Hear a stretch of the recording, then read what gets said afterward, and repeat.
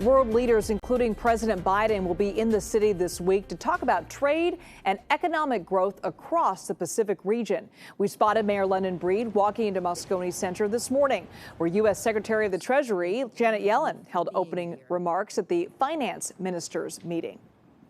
Let me start by putting this meeting in its larger context. The Asia-Pacific region is at the center of the global economy. APEC members represent some of the fastest growing and most dynamic economies in the world, driving both growth and innovation. So the actions we take matter. Now, the main event will be unfolding on the sidelines with a meeting between President Biden and Chinese President Xi Jinping. Biden and the First Lady left their home in Delaware this morning and are back at the White House this afternoon, where the president is getting ready for his trip to San Francisco. On Wednesday, President Biden and President Xi Jinping will meet face to face. The two leaders haven't spoken in person since they met last November during the Group of 20 summit in Indonesia. And a lot has happened since then. The world will be watching for signs of improvement in relations between the two countries.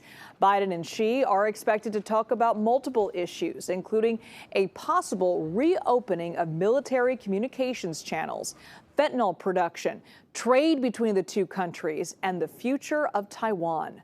I think this gives them a chance to actually get together and talk some sense into the United States and China, because they're all these middle-level countries and middle-sized countries, and some of the small countries are highly dependent on the Chinese market and the American market. And they'd like to know that there's not going to be this massive trade war where they will actually be the biggest losers. Now, the meeting is unlikely to produce any major breakthroughs, but it could lay the groundwork for improved relations.